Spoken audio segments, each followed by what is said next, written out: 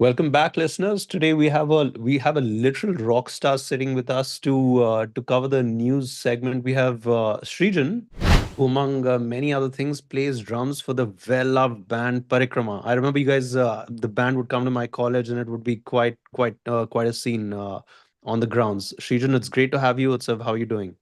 Love it. Thanks for having Friday. me, man. Let's have Friday fun together. All right, so let's get started with the news. Today, Srijan is helping us break it down. But also, fun fact for our listeners: Srijan was the first person to message me that we should do a live news style show, and also he mentioned that we should build the TVPN of India. So here we are, 3 times a week, doing this 45 minutes every Monday, Wednesday, Friday. So thanks, Srijan, for getting us into this mess. But all right, so news may whisper flow. DPS RK alum raising a big round as well, and one of the best, most loved speech to text tool as well. So DPS RK के पानी में क्या है sir ऐसा? यार ये तो आपको पता होगा. You are the one who's an alum. But I think I've just seen a lot of this, right? And like there is so much, there is just so many people over there. First is the incredible talent density, right? When you have like I think you have like 20 sections, right, in the 11th and 12th. Yeah. So you have like so many people in that. Obviously, the talent density is huge. But I also think that it is about what the school is prioritizing, and the school sort of P0 prioritizes and gets it in your head that listen, like you have to succeed, and like success is a very big part of the culture at the school, right? And that just sort of drives people. And at that age where you're so impressionable and you're forming so many of these worldviews for yourself, you're just sort of, it's in your blood, right? You're like, I'm going to do whatever the hell it takes to succeed. I want that blue blazer. I want that whatever that other, Mm. I don't know what those things are that you have in that Blue school. blazer, blue tie, like I Yeah. remember, like So you the just got to scholar do that. badge. Like they've gamified it, man. They've gamified They competition. I gamified still it. remember. And there are, it's very difficult to check out of that system, right? Because if you're in that system, then you're in it, and it will raise some people with killer instincts, right? And all of these founders, and we have seen this, I think Anmol Maini sort of started this thing, and Didi also started this thing of like so many people, so many founders who are from DPSRKP have raised X amount of money, and they've gone on to be these absolute killers in the field. It's all started from there. It's crazy. Yeah, and they mentioned 𝐒𝐴𝐬 Club. And funny story, I joined that club because ek to, that was the only place with AC in the school. So I was like, "ठीक है." And whenever the teacher used to be sitting in one corner, we used to just do alt tab and then play Prince of Persia and then, while coding. But I mean, yeah, I learned a good bunch there. Then we're talking about food delivery. So Bernstein put out a report as well. Dhruv, you want to summarize that for us? I think he इसको Gemini 3 में डाल देते हैं if you want a picture perfect summary. It's an 86-page report. Yeah, But if you know, there were two things that really stood out for me, and whoever's written this report, by the way, terrific job. yeah. But it's them oversimplifying it a little bit, but saying that there's two ways to address India's consumption story. One is to target the people who are, in a sense, money rich but time poor. That's the top 5%. And then you forget the top 10%, 11 to I think 40%, the next 30% of people who are, in a sense, money poor but time rich. Hmm. And so that's what's going on. And even for Zomato, I mean, I'm sorry, Eternal and Swiggy, they've beautifully framed the two opportunity sets that they're going after. One which is helping you save time, and two which is helping you spend your time well. But there's a lot more in this report. We have some stats. I think do you want to go over them? What's up? Yeah, so I think the point that they make is that offline to online transition in India is mostly complete. So the growth will slow down below 20%, but these guys have approximately 20, I mean, Zomato or Eternal has 24 million monthly transacting users.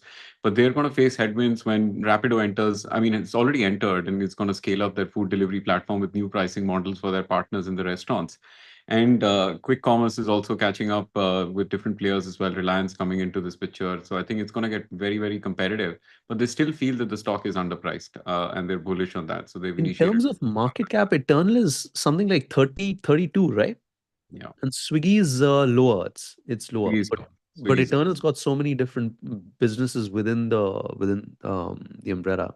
within the umbrella. Feeding India, District, which is one of their big ones now. Blinkit, of course, the quick commerce. And I mean, the funny thing is that they mentioned that GLP-1 can be a potential bear case for these players, because minute the GLP-1 consumption goes up, of course, it's an expensive thing, so it's not going to have that much impact or reach in India. But people stop ordering food when they go on the GLP-1 medicine. So yeah, that was listed as one of the bear case possibilities for these investments. I don't know how true that is though, with the GLP-1 thing, because ordering like food from these platforms, it's not, nobody's going to be ordering healthy food is what I feel, right? Everybody orders like food to feel better, and everybody's ordering pizza or like a burger or a butter chicken or whatever it is, right? And I mean, even though GLP-1 does sort of change your mental makeup towards even craving such food, I think the psychological and the emotional effect of even just ordering that food for yourself as a thing to do to treat yourself is not never going to Totally. go away. Yeah, and even that quick commerce, right? Getting a delivery in 10 minutes is just a dopamine hit. Like, I mean, Yeah, it's crazy. Like, and I mean, there was somebody who mentioned, a friend of mine, he said they've uninstalled all of these apps because for their kids, they never want them to learn this dopamine hit that you can just request for something and it just pops up. Like, I yeah, think they yeah, want them to plan their grocery list, go to the yeah, mall on a weekend, and yeah, then do it as a family activity. dude. But what did you think about Dipinder's anti-gravity hypothesis? Yeah, I mean, I have thoughts on this stuff, but Because you um, were involved in health, you were running a community uh, for health yeah, enthusiasts as well. I think there's a lot of discussion on that, and I don't think. I mean, I think that this is very preliminary research, and I also don't think. I think he put out a clarifying statement today as well, which I think makes a lot of sense. Which is that I don't think he explained it well enough. Like, I don't think you can reduce scientific research the way that it is that they are presenting down to this kind of a tweet or to a post, because it has to be understood in context. I don't know. I haven't read the report because I read the headline and I was like, I don't think I can read this. I will By, not take it seriously. by that You logic, I'm know, just making a joke, but like bats should be the healthiest animals on the planet. Like, exactly. Yeah, exactly. And I don't get it. I mean, turtles are the animals that live the longest, right? Like you have turtles living for like 500 years or like 300 years, if I'm not mistaken. And they are not upside down. There is no gravity over there. So obviously, it could be a contributing factor, but to what end, nobody knows. yeah. Because body has these self-regulating sort of features. Like, I mean, there was a thing that if you're eating food, uske baad don't lie down. But actually, food just goes down, even if you're lying down as well. So Exactly. same for blood Yeah. as well. Like, I think it I just... also I also feel that, bro, like there's like 100,000 years of evolution and human evolution. Like, don't fuck with evolution. A basic fundamental nature, like nature finds a way and nature will find. But I think we It's have to as give it simple to as him, that. yeah. I think you got to take these moonshots. I just hope that Oh, the 100%. clip of like temple or that device that they want to Yeah. sell. I just hope it's not linked to that Yeah. Yeah. or a And marketing it's tactic for it's that. it's a great thing to do for sure. And I have full respect for anybody to even taking this up in India, because in India, you know how the thing is, you know it better than anybody else. Both of you do this day in and day out. Like, nobody wants to take moonshots. Nobody wants to take long term bets that you don't know will work out or not, and will definitely or maybe not give a return on capital employed, but is something that is important for the world to do. And I think the mere fact that he got immediate pushback from the medical fraternity might just mean that there's something worth looking into, right? Like it's still Yeah. super early, but maybe that there itself is a sign. Man, I don't know about you guys, but I honestly trust ChatGPT more than my doctor these days. Like, I put any report Is that your I get. doctor listening in? What's your point? Is your Not, doctor a no, not. subscriber? We're talking about AI. So, I mean, Google made some noise yesterday and this week as well. They did Gemini 3 and now Nano Banana Pro. Have you guys tried it? It's insane. Like, if you put the Bernstein report in it and ask it to create one-page infographic, it'll do it for you in like 30 seconds. It's crazy. Yeah. Last night, I installed my first ever agentic IDE. Like, what's it called? I forgot what it's called. Also, That's how the fast one the that they world of released AI is. yesterday. Sorry, That's how fast the world of AI that's is now. how fast it Everything- is. Yeah, I have no idea, right? And But it's crazy. the vibes shift so suddenly, right? Like you're Hmm. constantly swinging from it's over to we are so back, and And day after day. yeah, we are so dead wali situation mein. Uh-huh. Sam Altman had to write a memo to his employees Yeah, where he said that we're not invincible. Google is waking up. I expect the vibes out there to be rough for a bit. I haven't yeah. read the memo, but these were the statements in that memo. So he's definitely ringing the bells because I mean everyone thought that you can be a disruptor, but with I mean Dhruv mentioned on the last show as well कि Google के पास जो distribution power है of a billion users in so many Yeah. different like categories, it's just very hard And to beat. it, I mean, you can underestimate Google all you want, and I think all of us did, me included. I've always laughed at Google, right? For the past 10 years, I'm never, what have you made? What are you not doing? Whatever else it is. But fact of the matter is, I'm using Gmail every day. Fact of the matter is, I'm using a Chromium browser every day. Fact of the matter is that I'm using YouTube every day, and they have all of this data, and they're the only company right now which is actually sort of vertically integrated, and they've integrated the entire sort of chain for AI, right? So they have their own TPUs as well, in which, for instance, and this is the funniest part, right? The model which has the highest benchmarks today is one that is not running on NVIDIA chips. Yeah. When NVIDIA is the most valuable company in the world. And they haven't started selling those TPUs. Exactly. Yeah. So if you're worried about the circular economy, I don't know what's happening, but But yeah, I haven't yet had the chance to play around with Nano Banana a lot. But to me, the most exciting part about this is just how interesting it's going to make learning all over again. Shrijan, Yeah. I remember from college, I used to have a friend who's the kind of guy who, when you show up unprepared for a test, 2 or 10 minutes or whatever before going into the exam hall, would just look at a YouTube animation and he'd know what to write, and he'd get the same marks as the guys who'd spend like three hours crazy. cramming that same thing. So the point being that not all of us learn the same, right? Some Yeah, of us learn better by reading, some by seeing, some by listening, and AI is actually creating. We're going to be talking about Whisper as well across voice, visuals, and text. I think it's just a great time to be a learner above everything else. What absolutely, man. Like we have happens democratized information so much, and it's just crazy because the only thing that's gonna actually be a differentiator is courage and creativity. That's it. Everything is at your is knowledge fingertips. is democratized, right? We're entering a world where like I think Exactly. access to knowledge is we're post knowledge world, I think almost like to be Yeah. honest. So yeah. All right. Final topic for the segment. Something that's what triggered Srijan's entry into the show today. Srijan, break it down. Aviral ने क्या लिखा है ऐसा?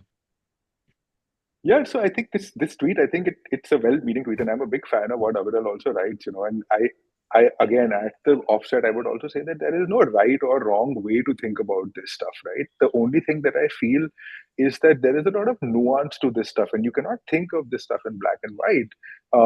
And like for instance, he wrote this tweet, and it's right. Like I am extremely idealistic about a lot of these things, and I am one of those people who feels that intent with what you do really matters. The motives behind why you do things are very, very important, simply because every tiny micro decision that you do is going to come from that motive, right? And that motive is at an atomic level. Like if on an atomic level you are starting a company to make money, there will be 1,000 subconscious decisions that you take to optimize for that, and that is P0 for you, right? And the way success is, it's going to be money first and then everything else. If it happens, it happens. It doesn't matter. And that's great for somebody to do that.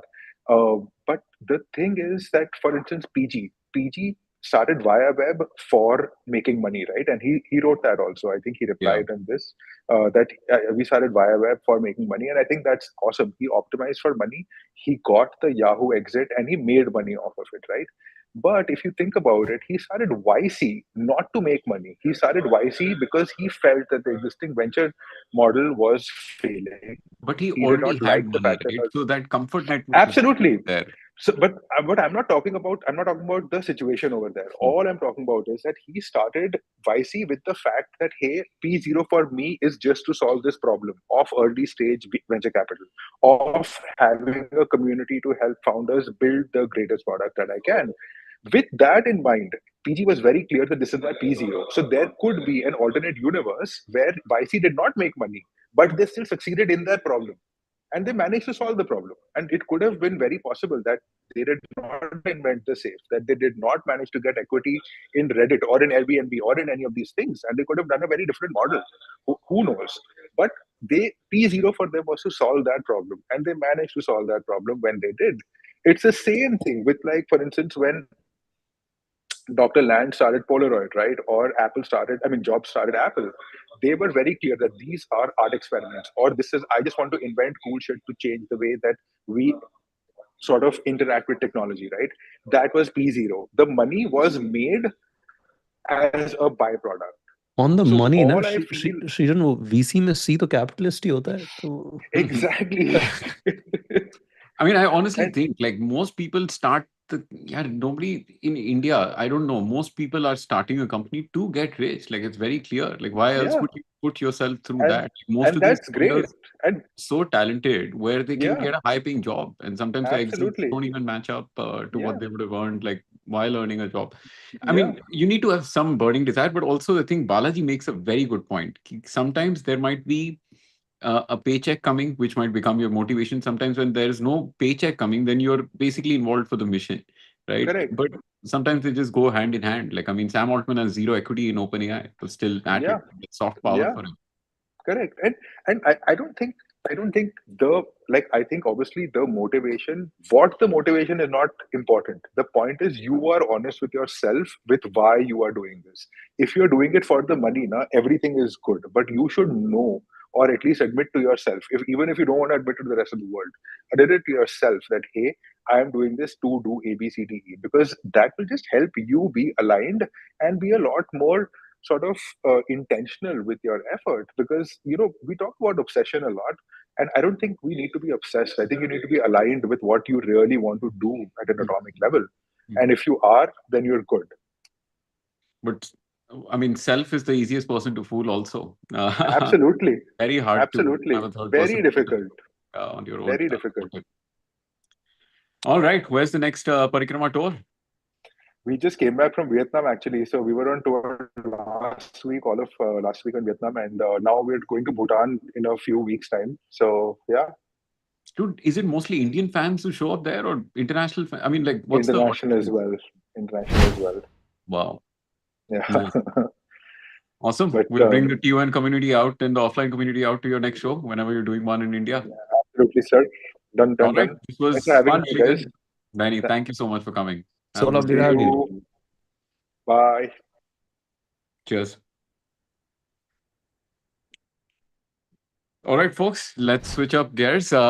Offline member is with us now. He's going to teach us the world of legal documentation and how tech is being used to make it simpler.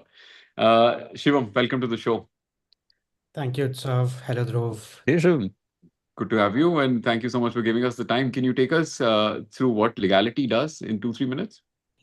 Yeah, so I think what we do is very simple yet very complex. Legality is a e-signing and document infrastructure platform for Indian businesses. What we basically do is we enable Indian businesses, irrespective of what industry they are from and what kind of documentation they are doing, to just take their documentation processes completely digital, yet in a fully legally compliant manner, right? So a document digitally executed through legality is as valid as a physical document, if not more, and in a lot of cases, it's a lot more. Right. So at the core of it, it's basically about making digital documentation processes digital and compliant. And do you rely just on email or Aadhaar, e-signs, and other methods exist as well? No, so we actually have more than 15 kinds of e-signing options on our platform, right? Because there are different reasons why businesses sign documents. Someone signs documents to be able to secure their transaction and be able to enforce in a court of law. Someone signs it for compliance. Someone signs to just like give a sense of formalization, right? So depending on the need, depending on why the document is being signed, there are different kinds of e-signing options. Aadhaar being a major contributor, I think almost 50% of the transactions that we see are contributed by Aadhaar, but at the same time, there's a good bunch contributed by non-Aadhaar options as well. Shivam, from a documentation standpoint, what are some unique, call them quirks, call them demands of the Indian legal system that you've been able to digitize using tech, legality? I think there are a lot. The biggest one I would say is this thing around stamp duty, right? Because as per Indian laws, a document, an agreement, a contract can basically only be executed in a court of law. If appropriate, stamp duty is paid for it, right? And stamping is an archaic law. It's a British era law, and it's a state subject, right? So every state has their unique ways how they issue stamp papers. Then for a last 2 decades since the Telgi scam, we've been hearing of this thing called a e-stamp paper. But counterintuitively, it's only electronic for the government, but for the end user, it's still been a physical experience, right? So even in states where you get a e-stamp paper, it's only electronically generated by the government. For the end user, still have to get a physical stamp paper, right? So one of the biggest challenges that we had to work around was, okay, if we are taking it digital, the documentation process digital, and to make it compliant, stamping has to be done in a compliant way, and it's so complicated and so physical. How do we do it in a manner that we can do it digitally on the fly and yet and lead to a compliant yet Do digital you document? do you remember the first time a legality executed document was admitted as, say, court evidence or something, when it became like real to you? Ki this works. And when did digital signed documents actually were accepted in India as legally acceptable? So, so actually, digital signatures have been accepted since the Information Technology Act that came in the year 2000, right? So it's a long journey, but till Aadhaar came in, what was accepted, what was common was the traditional DSCs, right? Which all companies and all use for like their filings and everything. Our company secretaries, CAs have been using. But obviously, that was a very like hardware intensive way to sign documents. You needed a dongle, you needed to get your KYC, you needed a proper device, a software to be able to digitally sign documents. And at the same time, digital just like evidence, like being able to scan something and see that as a record, a valid record, has also been there since the IT Act, right? But I think what changed was Aadhaar, because what Aadhaar did is Aadhaar provided the security and the authentication of the DSC, of the traditional government verified identity based digital signature, to the mass market, right? So Aadhaar e-sign, so we also started in 2016, and Aadhaar e-sign also just came right around that. So I think that was a turning point. And in terms of documents, I think in COVID we had a first big crack at it, where there was a insolvency transaction happening of this company called Orchid Pharma, right? So the entire transaction had to be done in COVID, and that full transaction, code-driven transaction, where like there were 20-25 lenders, public lenders, private lenders were involved, and everyone did it through legality in COVID. And so that was the first like big moment. But over the years, till date, we have not received any information that, okay, any of our documents has been contested in court of law. And you've raised 5 million recently from IIFL's FinTech Fund. What is the scale of legality that enabled this raise? So actually, that was also 2-3 years ago. So we have been actually cash flow positive throughout since 2019, since we 2018-19, since we actually started to make real revenue. We have raised 3 rounds, but we have like 60-70% more cash than what we have raised. So that cash also, when we raised, was more of an insurance and just to get things going. We didn't know, okay, what will be the state of business, but thankfully we have not had to use any money. And over the last few years, though we don't see any point of raising any money. And I think one still the point, you're chasing money, everyone like is hard to get, and the moment you stop wanting money, is like every person just wants to talk to you and like want to be on your cap table. I think that's Just like a one big bank challenge. loan. You have to prove to them that you don't need a loan to actually get the loan. Yeah. In fact, And that probably brings up a very how many documents get signed on this thing in terms of scale? Like if you were to say a monthly or an Yeah, annual. so at a monthly level, around 6 million documents, 60 lakh per Wow. month. Yeah. And what segment or sector is your biggest client? So BFSI is definitely the biggest segment. As a platform, we are a horizontal platform. At the absolutely lower end, it's a complete self-service platform where anyone can, even if let's say you just want to execute 2-3 documents, you can create an account and start using it. So that's the full self-serve platform. Then we have an enterprise layer, which is the real money maker. There, again, we are horizontal, where BFSI contributes a significant percentage of our revenue, just because the sheer scale and volume of the problem that they deal with and the number of documents they have, BFSI is the biggest segment. And what are the different pricing models that work there? So we work on a dual pricing model. Like there are two layers to the pricing model. First is a subscription model at the base of it. So depending on the kind of configurations you need in your license and how many licenses you need, how many workflows you need and stuff. So there's a annual subscription fee.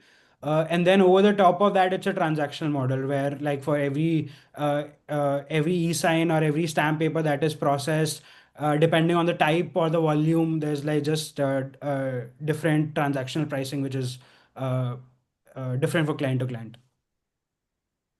Nice. And And if we take a step back from document execution, Shivam, more broadly in the space of legal tech, what are some very interesting trends you guys have your eyes on? So I think broadly now with the in the last 1 2 years with AI becoming real, I think a lot of things are opening up. Like I think these companies like Harvey and all, which even in India there's this company called Lucio, who's doing very well. So I think this is an entirely new segment where the core legal work of lawyers, like I think a lot of attempts have been made in the past to do this. I also have a few folks in my company who have tried to do this in the past, but I think now was just the right timing that, okay, the core legal work, right? Just the monotony and the extent of the repetitive, monotonous work is finally, like, people are finally seeing results. And even in the last 10 years, one segment which we have actually tactically ignored is the lawyer segment, because we have always seen that, okay, it's just very hard and like there are a lot of challenges. We have found it easier to target the enterprise market. But I think now finally it seems like, okay, the core of legal operations is starting to getting, like, they're seeing results which they didn't see earlier, though not still not our focus area, because I think we still have a slightly tunnel vision with respect to what our problem statement is and the kind of adjacent markets we want to attack. But I think in the legal tech space, especially India also, now we have seen that most big law firms are using, like, we know some law firms are using Harvey, some of, like, there are 2 3 tools. Harvey, Lucio is 2 tools that I know. So I think that's one there interesting. was an Indian LLM for lawyers as well that came up, right? I saw a big ad in the newspaper long back with Indian case law fed in as data.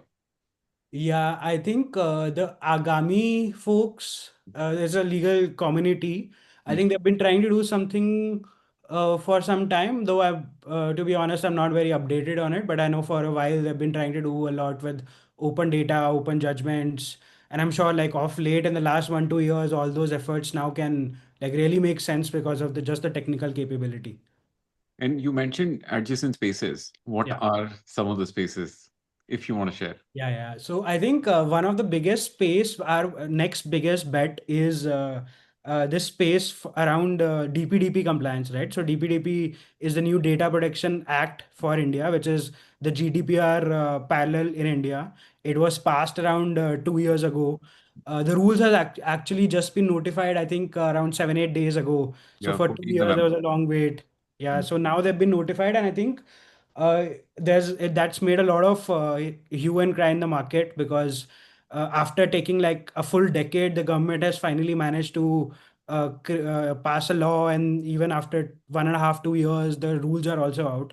So I think that's a big market, because everything changes, right? Any company which collects or processes data, personal data, digitally has to comply with it, and the fines are big, and the government seems to be very serious about it. So that's the space which is our next big bet. We have launched a product called Consentin, which is basically at the core of it a consent manager, but around it is a full enterprise DPDP compliance layer, which just, yeah, so just helps enterprise comply with every kind of regulatory expectation under the DPDP Act.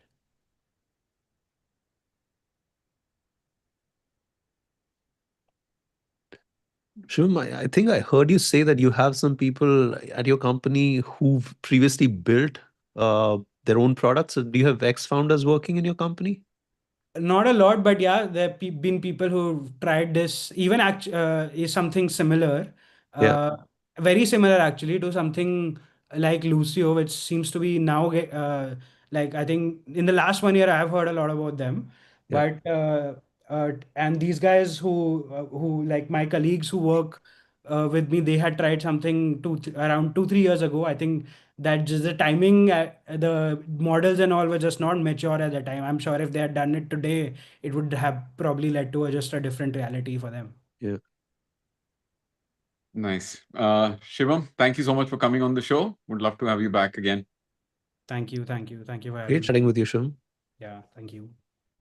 All right, listeners. Our next guest is Abhinav. I've known Abhinav for a very, very long time. We go back to his first company, Dormant, and then his second one, SwiftLearn, and now his third one called 𝐢𝐬𝐻. I've actually backed all three, and I've learned so much from him. Sumit of CoinDCX is a common friend of ours as well. So, lots to chat with Abhinav today. Abhinav, welcome to the show. Hey, Utsav, so glad to be here. No, my pleasure. And I mean, I was remembering you on the day of the Urban Company IPO. Yeah. Things I could have been also, different. yes, and I also messaged Abhiraj and my dormant team that yes, there was an opportunity which we missed. There is no other word than saying it, but there are a lot of learnings from it, which hopefully will be deployed in this startup. But that was a very happy day for me also because at least it showed that a large business can be built in a category in which I tried. So yeah. Really, and you, when you were shutting down the company, I think you really like broke down that email where you explained the reasons and your thinking and understanding of the market. That was super, super thoughtful. And I think that was just a factor of time as well. Like I think the funding market was different, dried up, and people were concentrating bets in their winners.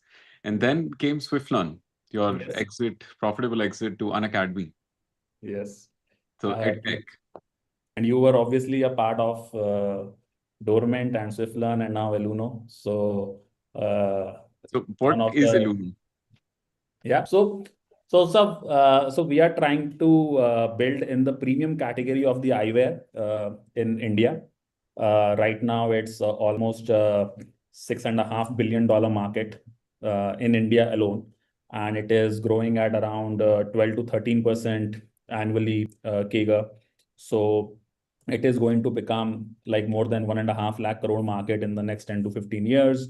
And as you would know, there are not a lot of full stack players in this segment because my understanding is that it's quite difficult category to execute in because it is a mixture of a D2C plus retail plus supply chain plus brand building, marketing, and tech. There are just-in-time operations because you customize every eyewear based on the order of the customer, based on the power which you have, the coatings which you choose, um, and then it is delivered to you or you pick up. And then even after the sale, there is a service element to it in terms of a repair or a refit or an adjustment. So it has all the elements of uh, building a brand, building a physical product, designing it, getting it produced, manufacturing, then retail, because it is something which is not easily sold online. You need that touch and feel, you need that eye checkup, you need to wear it and be comfortable about it. And most of the important thing is you should feel that you love this look because it is the image. The image changes when you change your eyewear for the other person. So we believe, I strongly believe that there is lack of options to the customers today when it comes to design, when it comes to the after sales service, and that is where we believe we can create a full stack brand in the premium segment, which stands for very fashionable designs, very high quality material, deep eye care in terms of proper eye checkup, transparent and honest consultation in terms of what kind of lenses you should wear based on the eye condition you have, and then obviously a brand which is worth associating with. So a brand which is worth flaunting. So I think if you combine all of this together, we believe there is a large opportunity, and that is what we are going after. I mean, the Lenskart question, वो तो सबसे आता ही होगा. Sure. Lenskart IPO, you're entering a space where Lenskart's built a sizable business, right? And now, of course, did well on the public markets also. How do you answer that to any employee who's joining your company as well, any investor you were chatting with, and people just excited? How do you get people excited for your vision? So I think I have been a Lenskart user all my life, and I really love the business, and I really love what they have built. And Lenskart is actually is something which gives me confidence that a large business can be built in this category. Because what I have learned in my previous 2 startups is that in the first startup, we tried online laundry as a service. In the second startup, we tried online K-12 tuitions as a segment.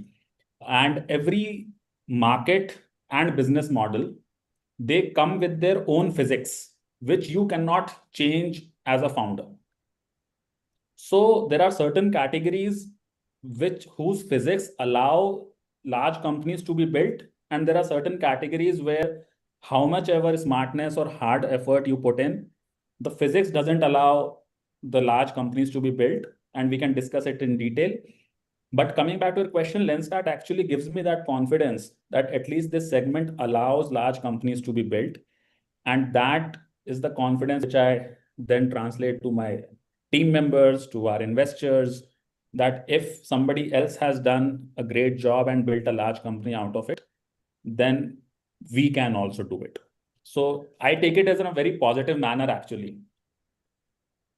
And Abhinav, if we try and separate the expectations of a customer who comes to buy premium eyewear from one who comes to buy, for the lack of a better word, mass or mass premium, how are their expectations different altogether, and how do you serve into those expectations?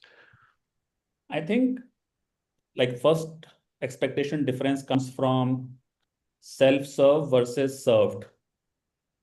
So if you are a premium customer, you would want more guidance and more service element from the brand. So like it can be as simple as helping you choose which frame would look better on you, rather than saying, hey, these are, the thousands of frames around the store, just go and choose yourself. Would you say exclusivity is also a part of what people come to expect? So that is something which we are very early to, I do not know how that will pan out. Maybe that will, but as of now, the experience which I have after serving customers is that one is that service level. Now that is what we call styling in-house, which is helping you style that which frame would look good on you. And obviously then you would take validation from your friend or your wife or your husband or your children, that finally they have to give you the approval that, hey, this looks good on you. But we can help you choose rather than letting you get confused with thousands of options around you, right? So that is one. Second, I think eyewear at the end of the day is a need category. Both of you I see are not wearing it because there is an option to not wear it for you. But for people who have to wear it, they are wearing it for the need, which is ultimately eyewear, which is corrective vision. So I think a very detailed eye checkup and a proper eye checkup also becomes an expectation, that you have actually, properly looked at my eyes and the power which is coming is fairly accurate. So that because even if there is a difference of 0.25 power, then it will lead to headache later. So that is one. That is second, actually. And I think the whole after sale element to it, because eyewear is something which we wear 12 to 13 hours a day. So there are a lot of times where you would need maybe just a change of lens or a repolish of the frame or a readjustment of the frame. So just that peace of mind that, hey, if anything happens, I can just go back to these guys and they will take care of it without any questions. I think that is also part of the premium service. And obviously, needless to mention, just the design and quality part of it also. Like there are certain designs which you generally find only in luxury brands, which only you find in premium brands, because they are actually expensive to make in the first place. along with the materials which they use, which is also expensive. So that differentiation also comes in the collection of what you are keeping. So I think these are the few things which I have like learned till now, and I'm sure there are a lot of things to learn as we go forward. So Luxottica is the big giant in the Yeah. space. That's at the other end. Lenskart is the other end. Where do you fit in? Like in the middle, what's the pricing like? Average price for frame sunglasses, eyeglasses? So our average price point of a piece, which is including the frame and single vision lenses, that is around 5,000 rupees. This is for if you have a single vision and you do not need any progressive lenses. So that is our average price point. And if you compare it with the luxury brands, where you buy the frame and the lens separately, I think they can go anywhere with above 15-20K. That is the luxury segment.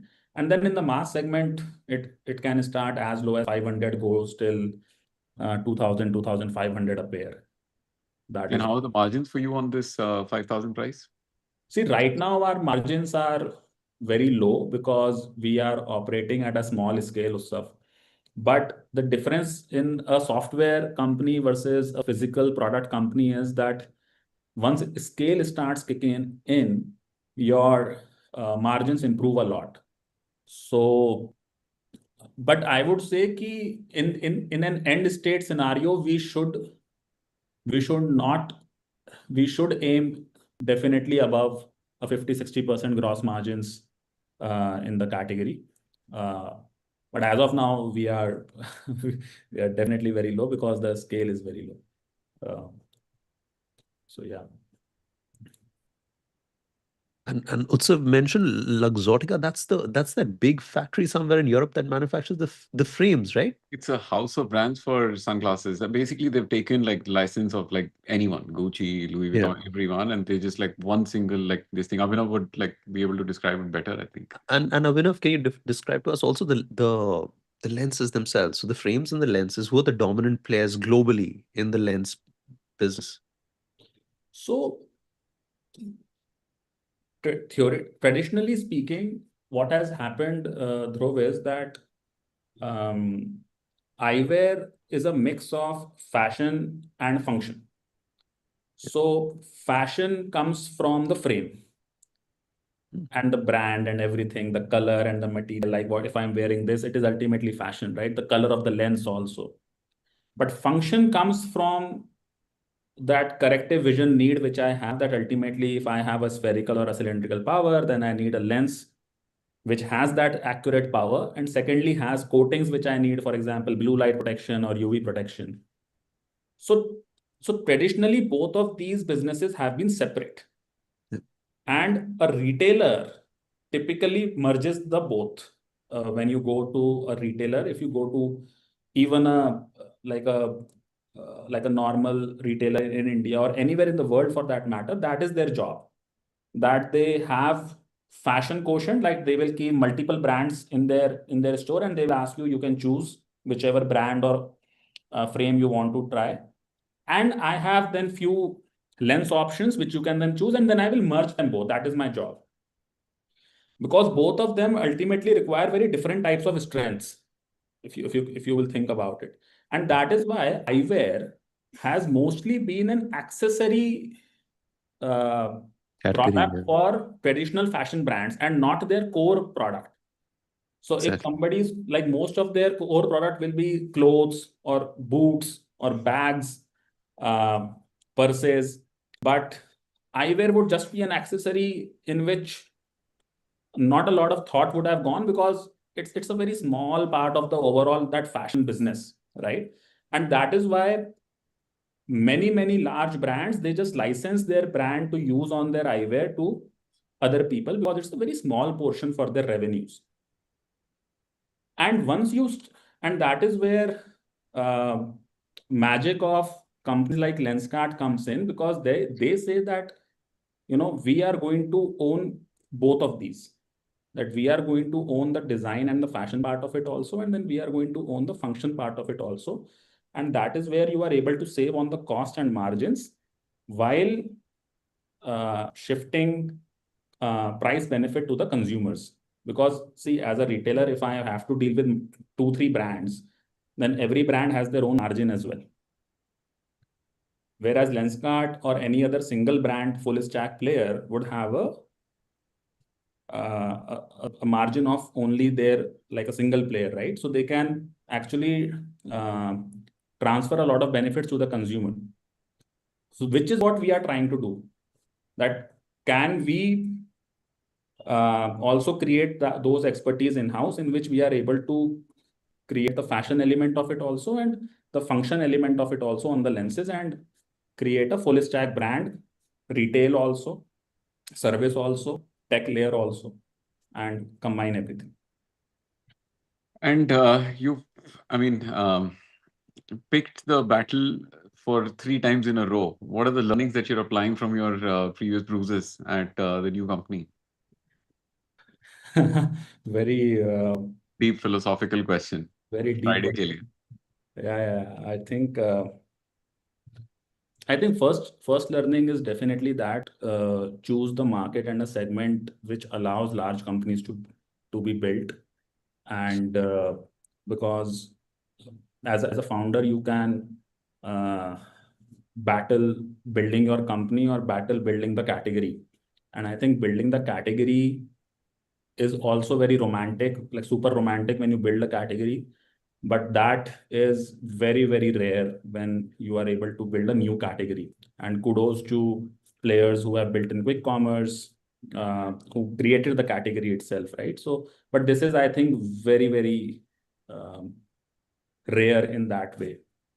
Also, I think this time, after those 2 battles, I think I chose a battleground, where I think that there is at least categories already there.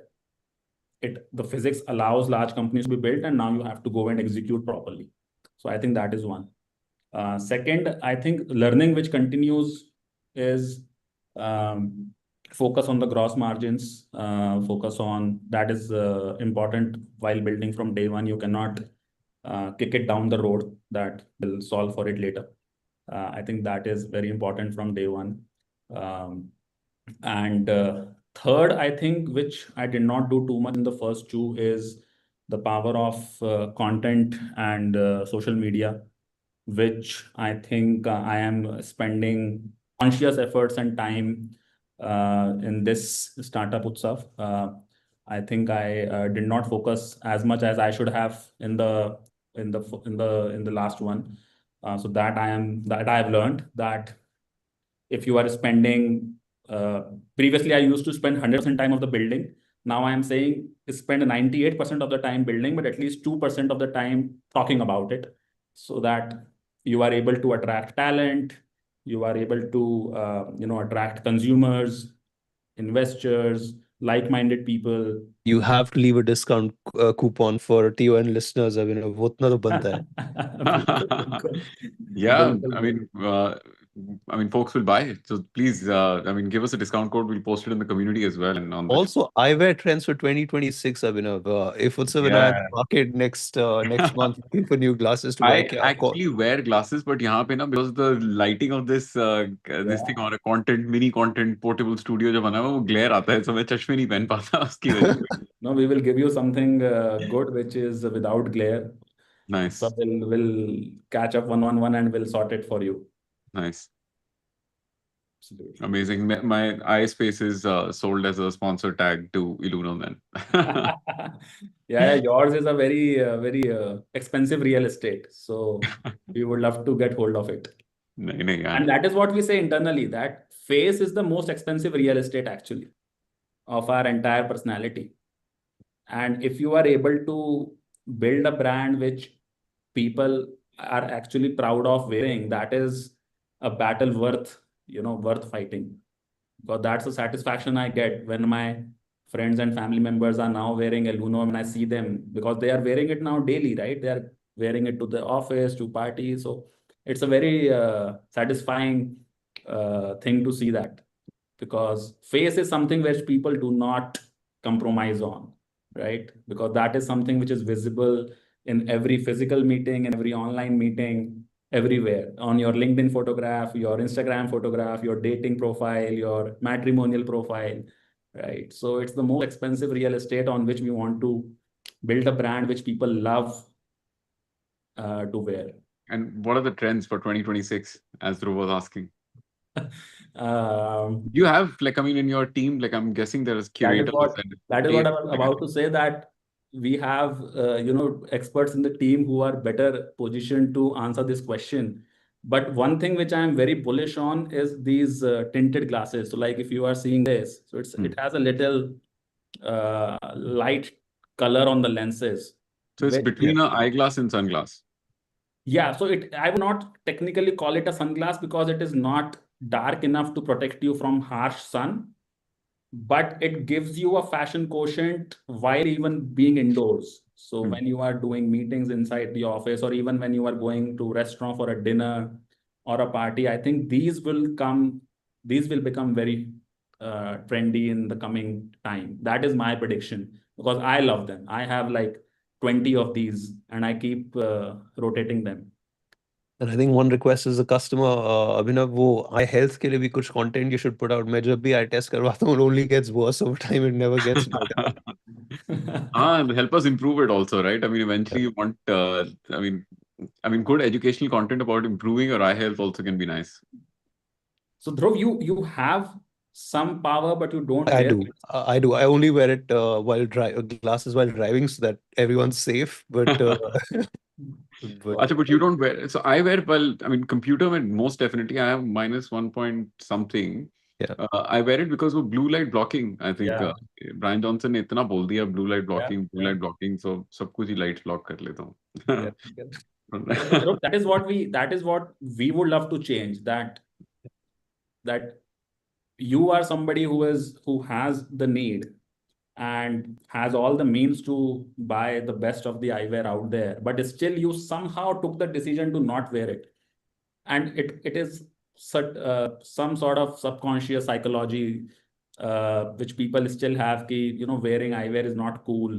So we want to change that. We want to say that if you have need, then definitely you should wear. And even if you don't have, then it's a style statement which you can explore. So something on those lines. But we'll do some more content on eye health, feedback taken. Amazing. Abhinav, have a wonderful weekend. Thank you for dialing in. Thanks, Utsav. Thanks, Dhruv. Have a Thanks for good coming, one. Abhinav. Bye. All right, listeners, I hope you've had a good week with us. We're ending today's stream on a high, and hopefully we'll have a good weekend, and we'll see you on Monday, 4 o'clock. Bye-bye.